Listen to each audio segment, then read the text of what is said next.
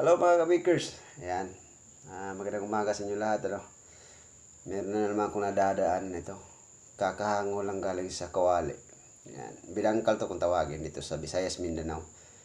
Hindi ko alam kung anong tawag dito sa nakalimutan ko yung pangalan sa bandang Luzon. Kaya basta dito sa Visayas, Mindanao, binangkal to. Meron lang sa bandang Leyte, tinatawag nila itong kabak sa mga waray.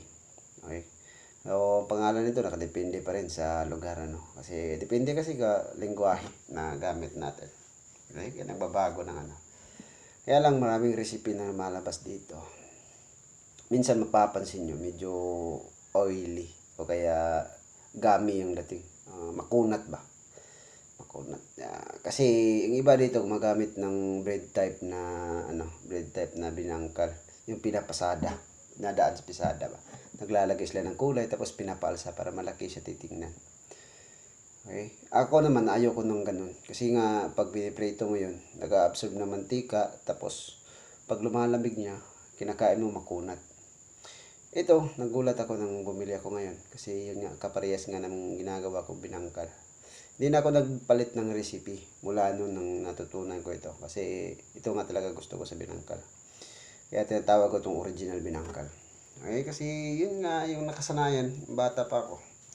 Tsaka natikman ko naman lahat ng halos lahat ng binangkal siguro. Kasi during bumibisita pa ako sa mga bikiri. Tinitikman ko naman talaga yung mga produkto nila. Tapos dito ako parang curious sa mga formula nila. Minsan, makikita mo dito medyo madilaw. Naglalagay sila ng food color. Kasi nga replacement dun sa itlog. Nagbabawas ng itlog. Okay.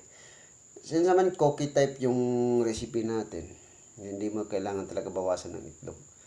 Kasi pag nagpapalit ka ng shortening dito, pinapalitan mo ng shortening yung itlog, ganito mangyayari. Malaki yung bitak. Kasi kumukulo nga yung shortening, natutunaw yan. 100% kasi ito soft flour gagamitin natin pagka cookie type. Yung iba naghalo ng bread flour, minsan 10%, minsan 20%. Pag gano'n ng recipe ng binangkal, medyo makunat na yun. Tapos nag-absorb yun ng mantika. Malaki siya titingnan kasi nga pinapalsa nila. Kaya lang, pangit yun kainin. Medyo makunat, tapos pag daan ng mga 3 araw, sobrang tigas na. Okay, so dito naman, siyempre titigas talaga to kasi nga to cookie type to na binangkal. Kaya lang pag kinain mo to, crumbly yung dating. Mabasa-basa to sa pag hindi nagbawas ng hindi nagbawas ng itlog. Nagbawas to ng itlog kasi nga mahal naman talaga yung bilihin niya na yung asukal hindi nga bumababa, sobrang mahal pa. Okay, ito 6 pesos, sobrang liit na. Dati mga 2 piso lang siguro to. Okay, sobrang liit na, 6 pesos. Kaya lang matamis. Hindi siya nagbawas ng asukal ba. Okay, so meron tayong video 3 years ago sa paano gawin ito. Cookie type yung gawa natin. Hindi tayo gumagawa ng bread type kasi nga pangit para sa akin Para sa akin lang. Depende naman talaga sa tao yun. Yung mga tao talaga na gusto nila yung bread type, yung pinipisada. Ay, nasa sa inyo na yan. Basta yung ilalagay ko sa link natin, yung 3 years ago na video natin, na tinatawag kong original binangkal. Kasi para sa akin nga, ito yung masarap at ito dapat yung original na binangkal. Hindi yung bread type. Kasi yung bread type, pangit talaga. Pero hindi talaga pa rin sa tao yan. Okay? So, ang recipe ko dito, sa 1 kilong harina, dati hindi ako nagbabawas ng asukal. Kalahati ng harina, asukal.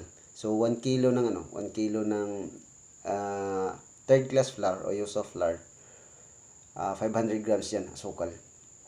Okay? White sugar, gamit natin dati. Kasi yun nga, hindi naman ganun kamahal ang white sugar dati. So, pwede mo palitan ng white sugar ng wash brown o kaya yung light brown sugar para hindi naman siya masyadong brown tingnan depende na rin sa inyo, kahit brown sugar pwede na siguro kasi sobrang mahal talaga ng sugar ngayon.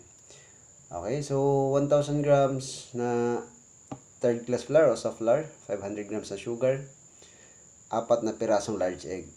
Okay, 4 na pirasong large egg, wala pong food color, itlog puro yan. Tapos 125 grams tubig.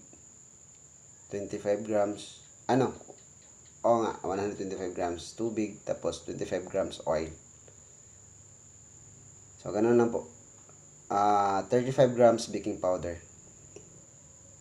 So, paghaluin nyo lang po yan, na para nagmamasa lang po kayo ng cookie.